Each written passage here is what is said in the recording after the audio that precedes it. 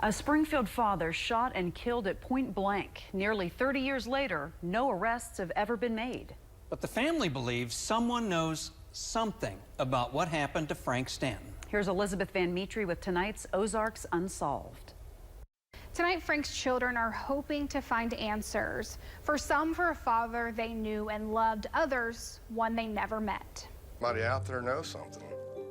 Somebody did it, and they know they did it. A veteran who served during the Vietnam War, who loved his family. He's a good guy. Everybody loved him. Frank traveled the world and decided to settle in Springfield.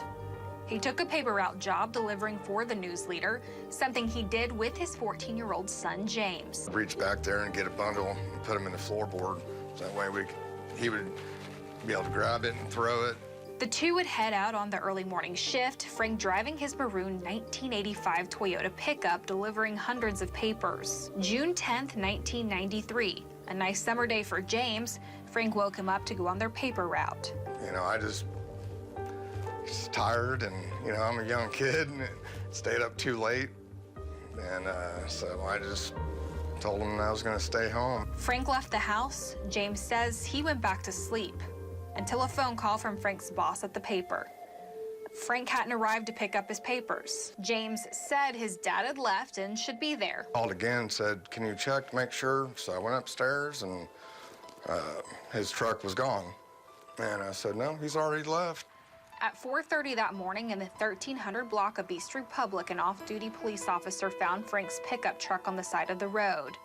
It's along the route Frank would have taken to work. James would get one more call that night from police telling them what they found inside of the truck. I got another phone call from the Springfield Police Department, and they found him deceased. But at the time, they couldn't tell James how. They'd found Frank with a small amount of blood dripping from his ear. They thought maybe it was an aneurysm, but an autopsy would find a .32 caliber bullet in his head. Somebody does know something.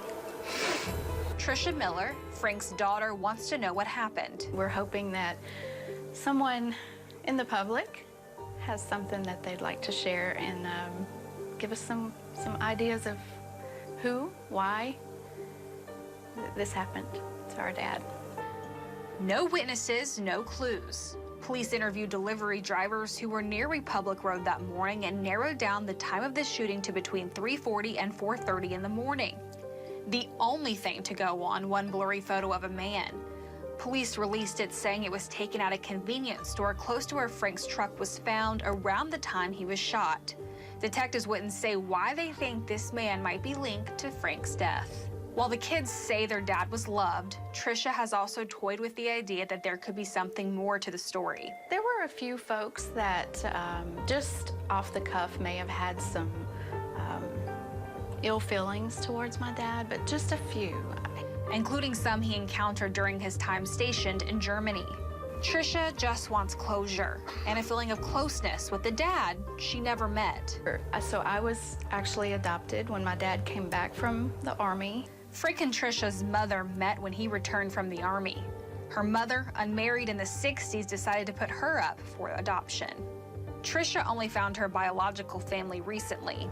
And after doing Ancestry DNA, I located my father's family 3 years ago this Easter, and also, you know, was thrilled to find his family, but the disappointment of finding that he was not here anymore.